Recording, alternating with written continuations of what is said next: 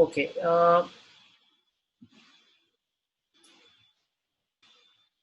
Okay, so the last class we have studied behavior of flip-flop. So today I have taken little different slide to convey the same concept. So we have a flip-flop which is D-type flip-flop. Whatever the input is available, after some time that input becomes available at the output. And the timing diagram is as follows. We have a clock here, the clock signal. Okay, and then the transition happens only at the rising edge. And then we have before before the rising edge or positive edge, the signal, that is signal D or input D, has to be stable for some time, right? Or we call it setup time. Okay, this is the setup time. And then once the clock edge happens, after that this input must again be kept stable, right? So basically there is some setup time. So setup time is before the positive edge, and after the positive edge we have to hold it, right, for certain time. Okay, all right. So the whole time is here. That this is whole time. So between this and this is the whole time. Okay, and then from the edge, when clock edge happens, the signal takes some time, or D takes some time to appear at output Q, and we call it click to Q delay. And this, so basically the setup time is required because inputs usually at flip-flop are not stable, and the example is shown here. The next slide. You can see that there is adder here, or we can say it's a kind of ALU or adder, anything you can consider here. There is input Xi, and there is input Si minus 1. So this input becomes here Si minus 1. Okay. Now, so for the output will be available, when both output is available, whether there Si1 is there or not. Okay. So there may be timing mismatch between when Xi is available and when Si minus 1 is available. Okay. So let's assume that there is a little delay in Si minus 1 to happen or to appear here. Okay, and Xi is available. The output here will be addition of the two. This could be 0 or whatever, or previous value of Si minus 1, right? And so signal here may not be stable for some time, right? That's the reason we have this, this part as undefined or unknown signal, because Si may not be having correct value, but after some time, if the circuit design is proper, then after some time at the leading edge of the clock, this signal becomes stable. Okay, all right.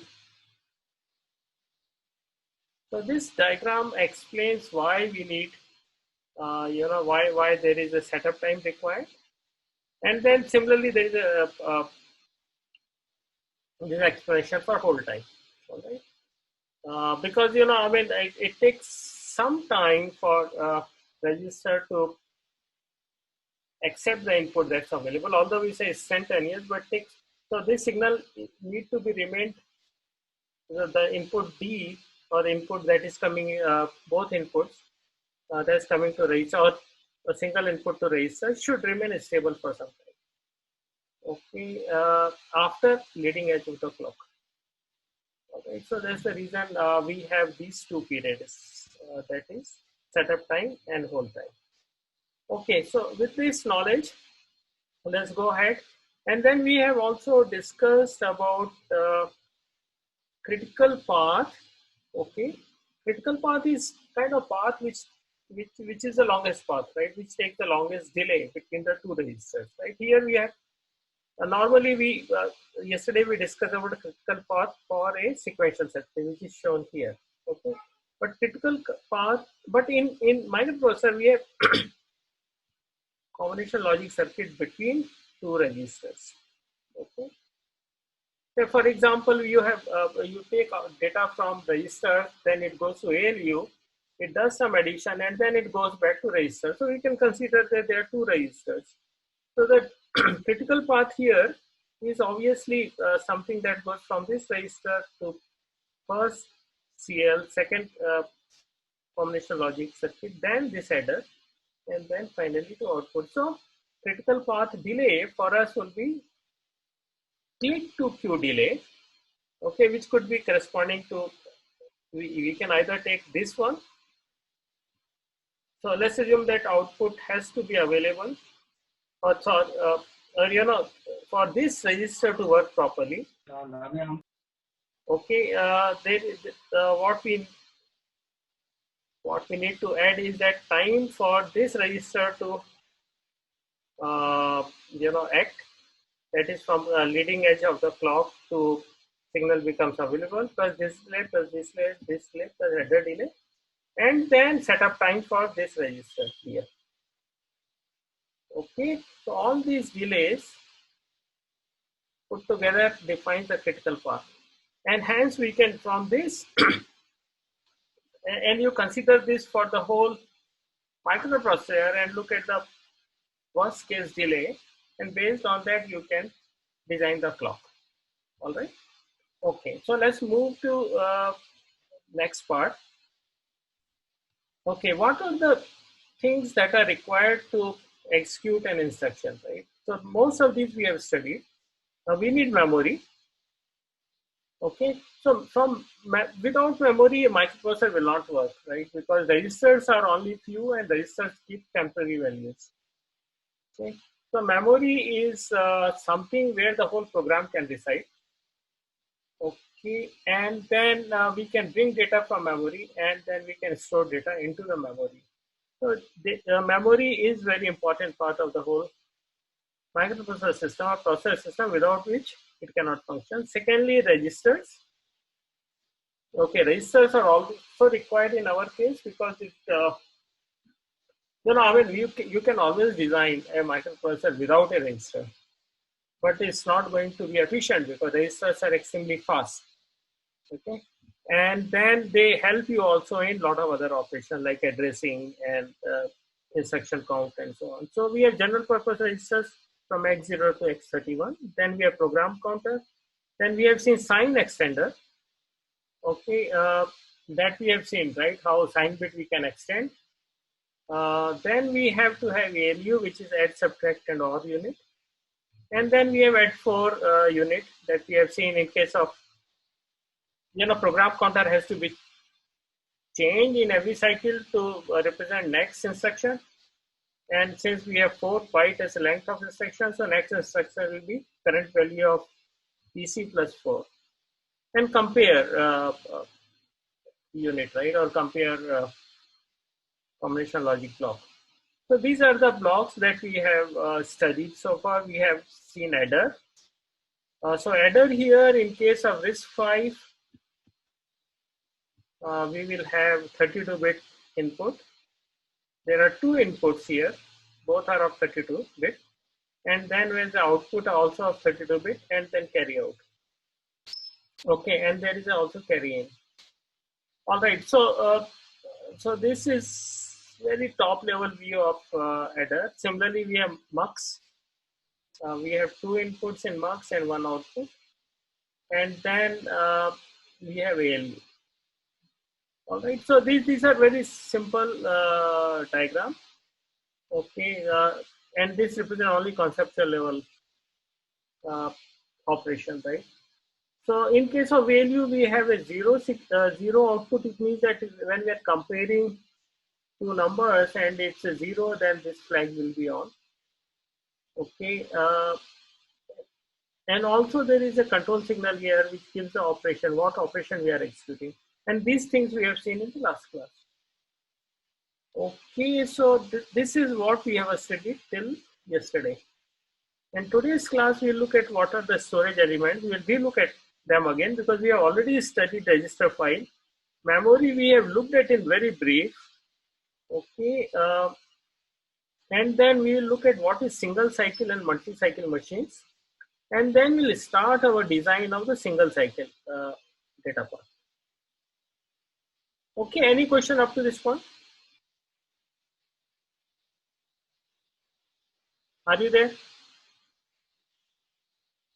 Yes, sir, we are here. Okay, okay, thank you. And then we will look at implementation of one such instruction, that is add or subtract. Okay, so let's start with storage element, and I'm going very fast because you know all of this, right? So the memory here we assume is ideal memory. Okay, when we say ideal memory, it means that we are not looking at the operation, we are looking at uh, only at module level or box level. Okay, or black box level, right? I mean, so we don't we are not looking at the whether it has what kind of registers are there inside memory, like we have studied, memory address, uh, what do you call that, there are two registers, memory data register, etc., right? So we are not going to look at that. Okay, MAR and MDR, etc. So right now we assume that there is a bus here,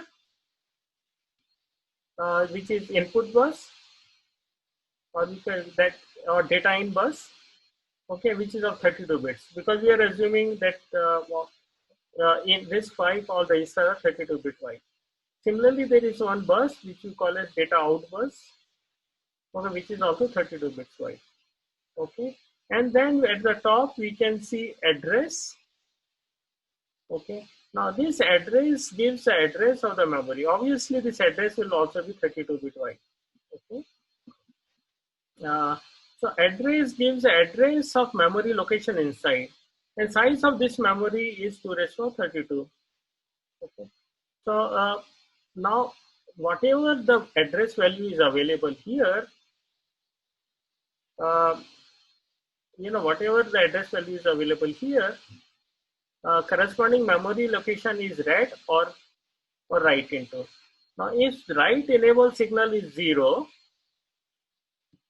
okay, then whatever is the address here given by address bus, corresponding data will be available here.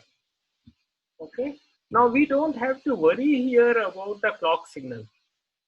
Okay, for reading can be done at any point in time as long as these address bits are available and write enable control is 0. Okay, when write enable is 1, whatever data is available into this data bus is returned into corresponding memory location whose address is given by this address bus, 32-bit address bus. Okay, is it clear? Okay, so I am repeating. For reading, okay, the memory works as a combination logic block. It means the read can be done at any point in time. Okay, writing can be done only at when the clock is going up. Okay, and at the same time write enable is 1. All right, then whatever data is available, data in bus will be written out here. Okay, all right.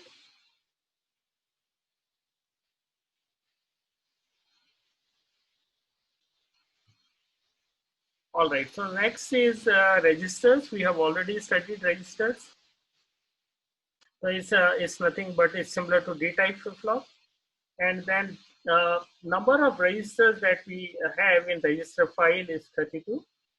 Okay, and data in is of, we have shown here n number of data in size is n, which is n bit input, and simply data out is n bit output. Right? So basically, for each register, right, in this file we have 32-bit input, and output is also 32 bits. So when we write into register, we are writing 32 bits and also reading 32 bits. Okay. All right. Okay. So basically, whatever data is available on 32 lines here or bus lines, that will be written or read. Okay. Now, there are some cases where you may have to, store say only 1 byte, etc. That's also possible, right? But in general, number of lines that goes into each register is 32. The similarly number of lines that goes out is also 32. All may or may not carry data all the time, right? All right. Or may carry 0 in case we are loading bytes, the remaining bits may be 0 or something like that. But nevertheless, we'll look at those cases later. Okay, so when write enable signal is negated or 0, then data out will not change. It means that whatever is inside, when write enable is 0, whatever is the value of the register inside will be available all the time. Only when this write enable is 1, right, then data out becomes data in after some delay. Okay, in the rising edge of the clock. Okay, so these points we have already discussed. This was just to repeat. So again, okay, all right. So now what we have been talking about essentially is about individual register. And now we can put all these registers. Okay, here we are assuming that is a single register. Okay, and we can combine these 32 registers and put them in a file, or we can say it's a register file, which is nothing but a block. Okay, these 32-bit registers inside. How they are placed, what is the design, that's not our position. Okay, and then we have one bus, okay, which is for writing. Note that although there are 32 registers, but we are doing writing only in one register at a time.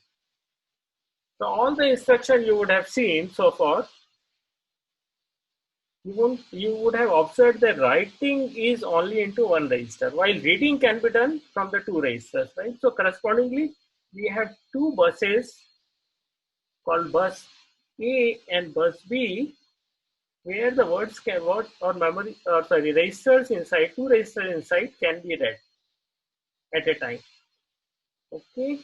Now, what are these registers that is to be read? That comes on to bus A. That address is given by this one, right? RA, control signals. Okay. Similarly, register B that is to be read. That those bits are available here. And then we are writing into a register. Okay, we can write only into one register. That address is given by the one here, right? That's RW. Okay. So basically, that's exactly what we have discussed in the points here, that there are register file consists of 32 registers, and each register, of course, is 32-bit. That's the reason we have 32-bit output buses. So there are two 32-bit output buses because we can read two registers at a time. And these two registers correspond to the addresses that are given here at the top, which is RA and RB. Okay. And similarly, we can write in a register, and that address is given by RW. And the data, when we are writing, then data should be available in bus W. Okay, simple. And when we are writing, then write enable has to be 1. Okay.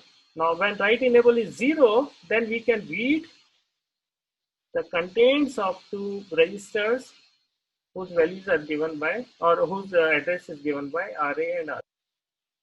There are 32 registers in RISC-V, and all 32 we don't need to show 32-bit register separately. We say that 32-bit register inside this register file, and this will have, and we can write one register at a time. So there has to be bus from which data can be taken. This obviously has to be 32-bit wide because each register is of 32-bit. So all the registers we are writing is of 32-bit byte. And the address of, now one of the registers we can write the value. Okay, so that register onto which we are writing is not fixed, right? So one of the 32-bit registers we can write, 32 registers we can write, and then hence that selection of that register is to this RW bus. Okay, and then we can read two registers at a time when write enable signal. Okay, so there is a control signal called write enable. When it is 0, then we can read the values from two registers. Corresponding addresses are given by two, RA and RB. Okay, I'm repeating, right? And then only at the rising edge of the clock we can do writing. Okay, so clock input is a factor only doing write operation, and read operation we can do at any point in time as long as write enable is 0. Okay, so this is now mapping of the registers, right? So we have two registers that we can read. The first register is specified by RS1 field. Second register that we have to read is by RS2 field. Okay, so these in instruction we have these fields, right? RS1, RS2, and so on, right? And RD. Okay, and then write register is, or destination register is specified RD. Okay. All right. And X0 we normally don't use because it's always 0. I mean, for writing. Okay. And then we have a program counter. So what we are discussing here is the state elements that we need. And then we have memory. Okay. Now memory we have said is the ideal memory. And this memory, now we know that instruction and data will be in the same memory. But for our convenience, okay, now we are assuming that instruction memory and data memory are separate. Okay, but they are part of the same large memory. Okay, so right now we are assuming they are separate because this concept will help us, to map reading and writing operations, or instruction and data, instruction memory and data memory to different caches. Okay, cache memories. Okay, which is instruction cache and data cache. Now, when we design, so basically the concept will be taken further for performance improvement by designing right caches. That's the reason they are showing instruction memory as separate as data memory. Okay, all right. Okay, any question up to this point? Sir, actually, I had a question in the yes, please. Register writing and reading. Register one? Writing, reading, the slide before this. Okay, all right, yeah. So here, so essentially, the write enable will either be 0 or 1. And yes. In either case, it will either read or write. But what if you want to not do either? So if you want to retain the state of the registers. So when it is 0, you will retain it. Only thing is that whether you use it or not, it doesn't matter. That's my understanding.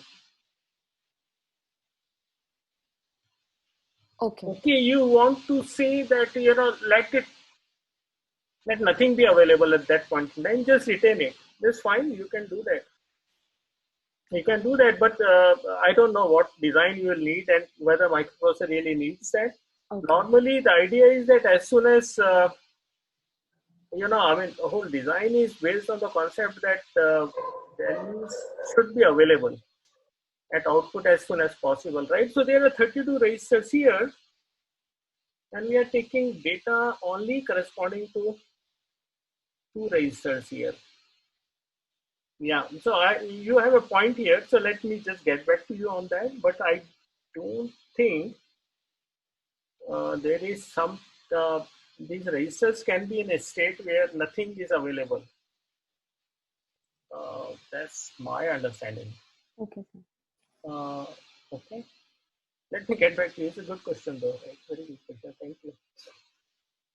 All right. So let's move into a single cycle and multi-cycle machine. Okay. So we have studied, remember lecture 8, we have looked at this single cycle versus multi-cycle machine. Now, so everything related to instruction happens in one cycle time.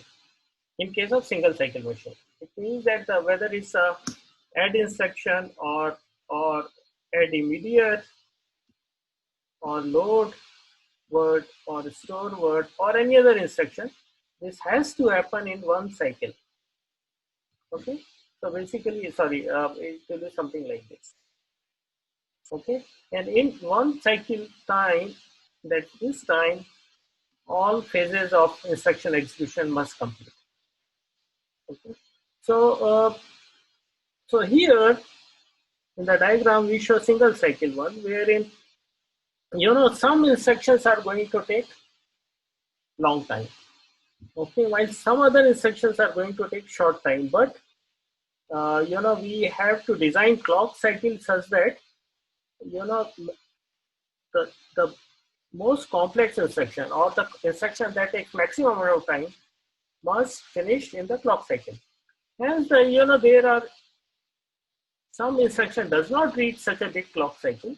So you can see there is a free time available, right? Or we are not really doing it, running instruction at maximum possible speed, right? So what we can do is that instead of having a long clock cycle, we can reduce the clock cycles and let instruction take multiple clock cycles. Okay, so in this way, the overall we can finish number of instructions much faster, because let's say, for example, in the first case, first instruction takes this much of time, or rather this much of time. Second instruction takes almost like this time, and third instruction, so although it takes less time, but you'll have fourth instruction can start from this point onwards. So basically, in order to execute 3 instructions, you require this much of time. All right. Where in case of multi-cycle design, you can finish the instruction just in this time period.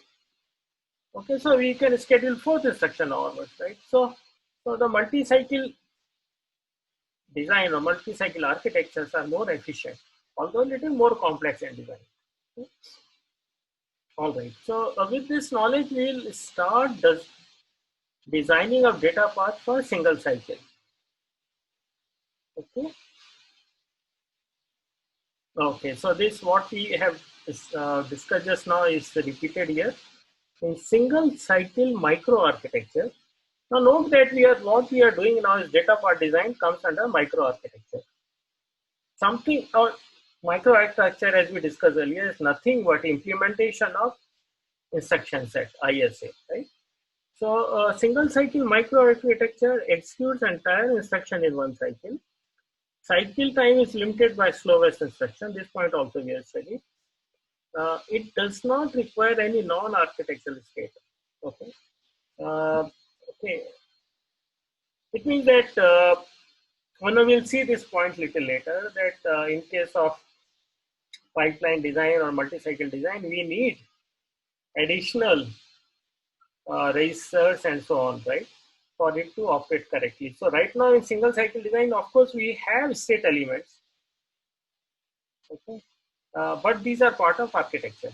So when we say non-architectural state, it means the additional registers, etc., that we don't need here, okay, in single cycle design. In multi-cycle design, each instruction is broken into smaller steps that we have seen in here, that there are multiple steps now, and each step can be done in one cycle. The cycle time is small. Okay, and then apart from this single cycle, multi-cycle, we have pipeline design. So this is the third which we will study at the end. Okay, so first we'll do single cycle design, then multi-cycle design, and then look at pipeline design. Okay, so let's start with single cycle data path, or which we call it one instruction per cycle data path. This is a more correct term. One instruction per cycle data path. Okay. All right. Before that, we will look at what RTL is, or register transfer language is. In fact, you would have looked at this much earlier, because sometimes in the beginning we have used this language, right, to describe an operation. Okay, but it's very simple. So syntax for this is given, and semantics is also available, right? So it's very well defined language. Okay. So for example, this instruction here is that PC man memory at location which is pointed by PC is nothing but an instruction, which has opcode field, RS1 field, RS2 field, RD field, and function tree field. Okay, so this is similarly you can have memory from memory location at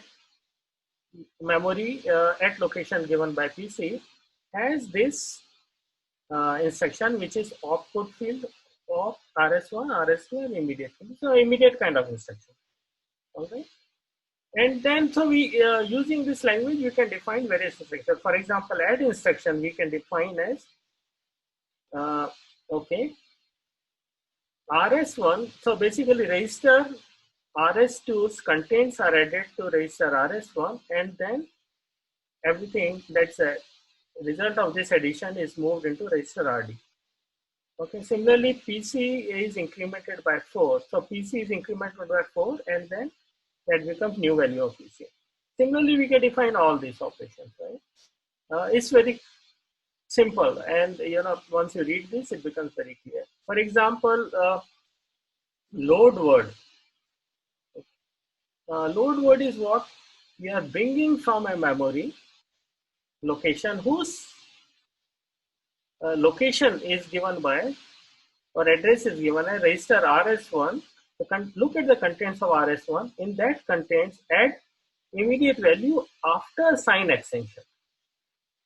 Okay, so then this becomes the address, and from this address get the value and store into register RD, and then change the PC value by 4 to point to the next instruction. Okay, so this is very simple. Please go through it, and then you will understand. Otherwise, we'll read it from the book. It's available in all books. Any question?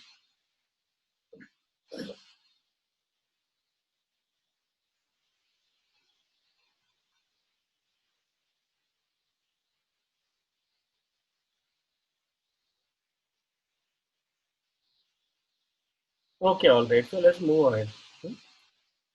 So now we are going to look at only subset of this instruction set for discussion, right? Because if you look at everything, that may take a long time for us to design Datapath. So we look at very simple instructions: add, subtract, or immediate, load, store, and branch.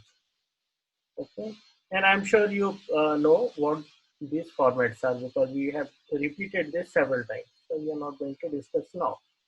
Okay. So one instruction per cycle machine looks something like this. We have sequential logic, that is states or registers or memory, and then we have combination logic here.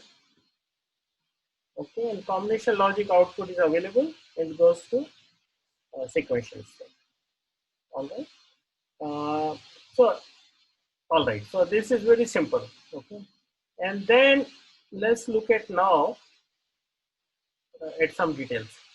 Okay, so we have seen here that we have sequential logic for the state components, and what are these state components that we are going to use here is program counter, instruction memory, data memory, and register file. Okay, and then we connect this to combination logic, which could be arithmetic logic unit or adder or so on, right? Comparator and or maybe something else, right?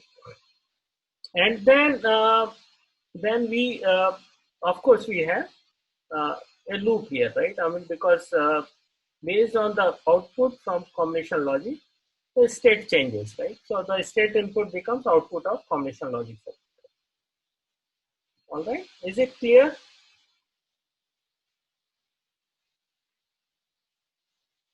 Any question? Devyani, are you there? Yes, sir. I think it's clear. Devyani, you are able to understand it? Yes, sir. I don't have any doubt. All right, thank you. Okay.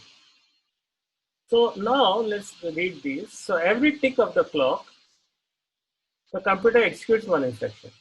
All right, it means that one cycle, one instruction is executed. Current state output drives the input of combination logic, okay, and whose output settles at the value of value of the state before next clock edge. All right, so the output here goes to combinational logic circuit, and then a combinational logic circuit does its work, and then output from this goes back to state elements and before next clock edge, and make sure that the value is stable when the next clock edge happens. So the value or output settles at the value. All right, and at the rising edge of the clock, all state elements are updated. Okay. Now, once this is done, then we move to the next cycle. That's all, right? So basically, we'll have to make sure that within one cycle, all the operation of instruction completes. All right. So of course, there is a clock connected to all these state elements. Okay. So this diagram shows the basic instruction execution. Okay. So now we can see at very gross level or top level view of instruction execution or data path. Okay. Of course, it's not complete because it is just very elementary diagram right now. So we can see the components here. We have program counter. Okay, and we have instruction memory, and we have data memory here. Okay, we have register file, and we have ALU, and we have one mux here. Okay, now why do we need mux here? Because program counter, value of program counter need not always be PC plus 4. So there is a, for instruction like branch and so on, which are or jump, okay, jump, JL, etc. We see the PC value is different, and the PC value has is value of the PC program counter has to be calculated by some calculations, right? Which is or some additions, etc. Right, or subtraction done by ALU. So we have to take one value out from there in case of those instruction execution, and then mux will be correspondingly enabled. So the control unit will enable the mux, and then PC value will be updated. All right. So that's one part, and of course there are. You can see this, output from register 1, register 2, and RD are going. Sorry, from instruction memory, we'll read instruction, and then corresponding fields will be read, and okay, and then there's a register file here. Okay, so of course from this we'll select the registers, etc. So we'll come to that little later, and then we have ALU. But something that's shown here is that it has 5 phases. First is instruction fetch. Second is decode, instruction decode. It makes sense of what instruction is, and then register read, or we are reading the register at the same time. Okay, it means that instruction, for example, it's A. Instruction is add, say register. Say I'm giving just hypothetically ABC. I mean actual register number could be very different. So basically, the register decoding is to be done by control unit, which is not shown here. It means that what this instruction mean to add corresponding what signals to be generated, and at the same time 2 registers are to be read. So it means that B and C will be read. Okay, so the output should be available in this phase. Okay, third is execute. It means that when B and C are available, we are going to execute. Okay, and then output will be available. And then fourth state is memory. Now there are some instructions like load and store, where output of this not really for add ABC. So say for example load word. Right, so effective address will be calculated, and then from data memory we get the word. Okay, so there is a memory phase where we write into memory or read into memory, and then we have last phase is register write. So register write, for example, if the output of ALU, in this case of add AB, BC, the output that's available now can be written back to register. Okay. All right. Now this diagram is not really complete, so we'll not worry, why not the output here has gone to register, right? Wherein, so actually there has to be bypass here, and then it can go to register. So in next diagram we'll see that. Okay, so this is the timing, clock timing. It has become little dirty, so you can see that it's the time. Now this is simply represents a clock. Note that when clock is high or rising edge or positive edge, we'll have to do all the writing into state elements. And the rest of the time, once we have done this, after some time, all the time is available for combinational logic circuit to do its job. Okay, any question? All right. The question you may ask is that why 5 stages, right? Yeah, this is a good question. Now, many architectures have more than 5 stages or less than 5 stages, right? So this is how RISC architecture is designed. Okay, so if there is a possibility that in one stage, one stage is not executed. For example, memory may not be executed in add instruction or subtract instruction, right? So that's okay, but it simplifies the design. All right. Okay, where in some instruction use all 5 stages like load word or load byte. Okay, so now another 5 minutes. Let's see if we can complete the data path for add and subtract instruction. Okay, this is the add instruction, right? So you know it, right? So it looks something like this: add RD, RS1, RS2. Where is RS1, RS2 fields are here, RD field is there, and these 3 defines the instruction. Okay, or some sense opcode. Or so looking at this field, we can make out the semantics of the instruction. Okay, and then RTL corresponding to this is that contents of register RS1 are added to the contents of register RS2, and then result is stored in register RD, and PC is incremented by 4 temporal. And so, what are the stages here now? 5 states. First, fetch the instruction and increment the counter. Okay, the decode this as a add. It means that we'll have to decode it that and make out that is add instruction. And at the same time, we have to read register 1 and register 2. That's register X1 and X2 here in this case. Okay.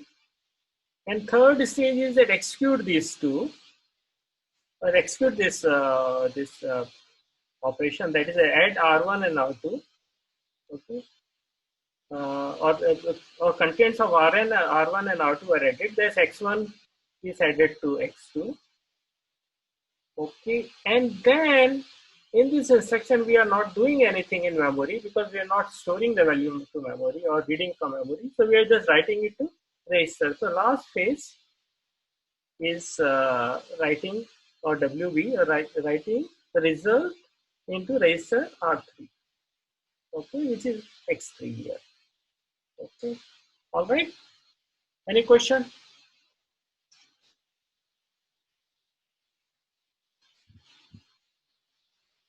Simple. Now this again is not a complete diagram, but it shows the flow. Okay, so in this case, okay, we are executing this instruction x3, x1 plus x2. Of course, this part of PC part, right?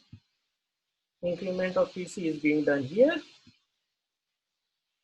Okay, instruction once from instruction memory, instruction is read and interpreted, or basically, I mean, is control signal will be generated corresponding to the instruction, and then there are X1 here. X1 address is taken out, X2 address is taken out, and then X3 address, or basically register 3 address is taken out, and then at the same time, corresponding to these two output registers are read, or 2 registers corresponding to 1 and 2 are read, and the values that are that will appear here, and then Then what is the next thing that will happen is that the addition will happen, okay, in this ALU. And then finally, in the last phase, now as soon as the addition happens, the value will be available here. And at the clock edge, it will be written into corresponding register RD. All right. So this is very simple. I mean, this at the top level, what we are doing here. Right? So let's look at the little more detailed design. So now we have shown here a control logic. Okay. And control logic can work based on what? It has to get the instruction and it has to interpret that. Okay. So from instruction memory, we are taking the instruction, which is 0 to 31. 0 to 31 is the complete instruction they are getting, right? And now in add, we have address A corresponding to register A or RA, okay, or register A. These bits are used to represent the bit 15 to 19. Okay, in the instruction, add instruction, right? Similarly, bit 20 to 24 represent address B, and then at destination register address is given by bit 7 to 11. So these corresponding field will go here. Okay, these bits will go to these ports. Okay. Now we'll have to see what will be the next here, right? Now this will be enabled. Okay, so this is register write enable signal that we have seen. Okay, in case of reading, then this will be 0. Okay. And then two values will be read from the register, right? So this will happen right in the first, or as soon as the values are available here. Okay. And then next thing is that these will be added, and then output will go to this register here.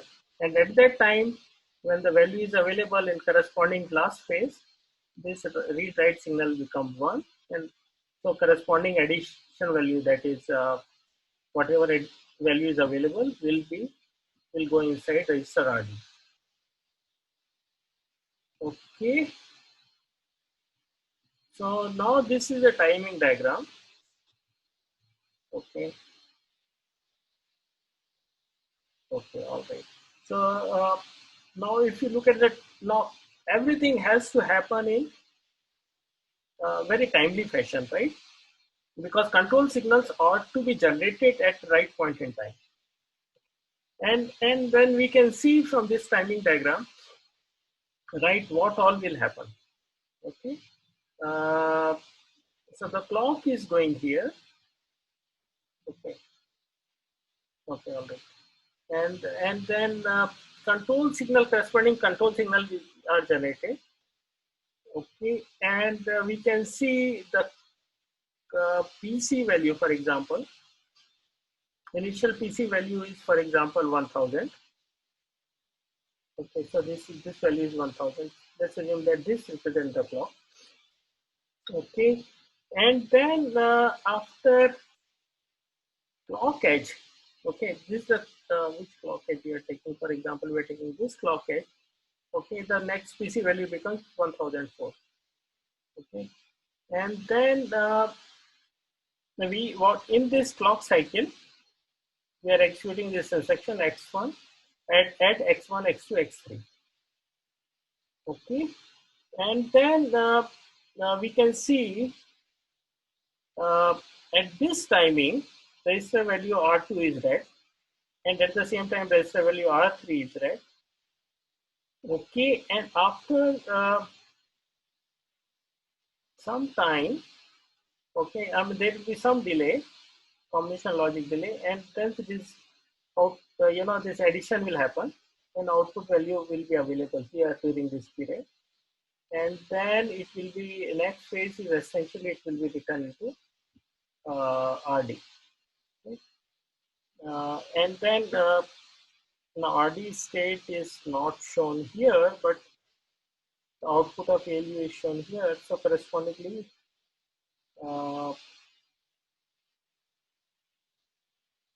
okay, correspondingly it will be returned to register RD. Okay, all right. So it's not what is register 1 shown here. RSL? No. All right. So maybe okay. All right. I'm sorry. So register 1 here is actually RD, destination register, right? So what happens is that now this destination register will return only at the this clock edge. Okay. So this value that's available here, register R, so summation of whatever we have read from here will now be returned into register RD. So RD value changes is available here now. Okay, is it becoming clear? What you need to do is that just look at each of these timing diagram. You just have at clock edge to draw one line and see what are the values and so on, right? And how combination. So between two clock edges, all combination logic will work, and you can see that how what are different values, and then how can you get the output. And only thing, remember that all these operations are happening before next clock edge. So here at the next clock edge, we have this result available, the summation of the two registers, right? This available. Okay. Shall we stop here? So we can similarly implement sub, and some here subtraction is exactly like addition. There is no difference, excepting that we can see that there is one more signal here which will control signal will tell ALU whether it's addition or subtraction. And based on this signal, whether it's 0 or 1, it will do for corresponding operation of addition or subtraction. All right. And so in this way, we can design all these instructions. All right. So that's all about the class. Right? So we have studied instruction set, requirement for instruction set, storage elements, the register file, and ideal memory, concept of single cycle versus multi-cycle data path, and we have seen the data path design for head and subject. Of course, in this class, we have not studied how control signals are generated, right? Which is nothing but very simple combination logic function. So that's we can easily design that. We'll look at that at the end. Actually, there are two ways of designing that control logic. Okay, any question?